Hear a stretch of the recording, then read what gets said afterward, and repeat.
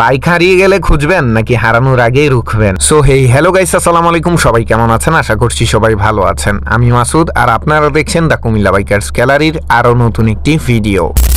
স্ক্রিনে যে ডিভাইসটি দেখতে পাচ্ছেন এটি একটি বাইক লকার। বাংলাদেশের এই প্রথম বাইক সিকিউরিটি সিস্টেম যা বাইকারদের সকল পেন পয়েন্টের সমাধান নিয়ে এসেছে।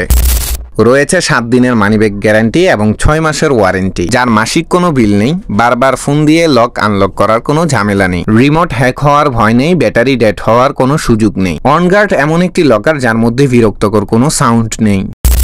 এটাই একমাত্র লক যা বাইকের সম্পূর্ণ ইলেকট্রিক লাইন অটোমেটিক কাট করে দেয়, যার ফলে মাস্টার কি অথবা তার জোড়া দিয়েও বাইক অন হয় না।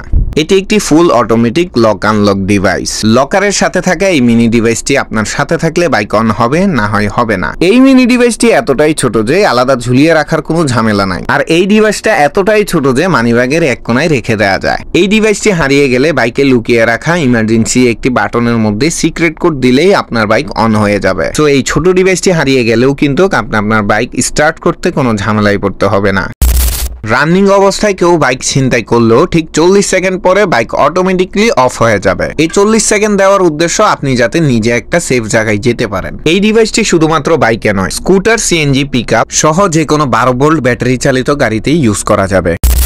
মার্কেটের অন্যান্য সিকিউরিটি ডিভাইস জ্যামারের কাছে হার মানে, যেমনটা জিএসএম জ্যামার দিয়ে জিপিএস ডিভাইস ব্লক করা যায়, আর ব্লুটুথ জ্যামার দিয়ে জিপিএস ট্যাগ লক করা যায়, যার ফলে আপনি চাইলেও লোকেশন দেখা অথবা ট্যাগ করতে পারবেন না। বাট আমাদের এই ডিভাইসটিতে বিষয়টা সম্পূর্ণ ভিন্ন। জ্যামার আশেপাশে থাকলে অটোমেটিকলি আপনার বাইককে লক করে দিবে। সেই ক্ষেত্রে ইমার্জেন্সি বাটনে সিক্রেট কোড দিয়ে বাইক অন করতে পারবেন। সো যাই হোক, এতক্ষণ পর্যন্ত আপনাদেরকে এই লক সম্পর্কিত বিষয়গুলো বোঝানোর চেষ্টা করেছি। তাহলে চলুন সরাসরি দেখে নিই এই লকারটা কিভাবে কাজ করে।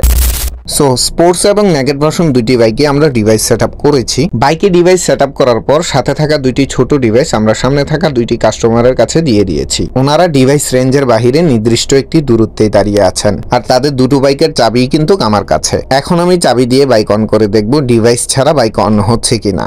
সো যেহেতু ডিভাইস ওনাদের কাছে, চাবি দিলেও অথবা ডাইরেক্ট লাইন করে ফেললেও কিন্তু বাইক কোনোভাবেই অন হবে না। আর এটার আরেকটি সুবিধা হচ্ছে, ভুলে যদি আপনি বাইকে চাবি রেখে চলে যান আর ডিভাইস যদি আপনার কাছে থাকে, কোনোভাবেই কিন্তু চোর অথবা কেউ বাইক নিতে পারবে না। সো এখন আমি তাদেরকে বাইকের কাছে আসতে বলছি।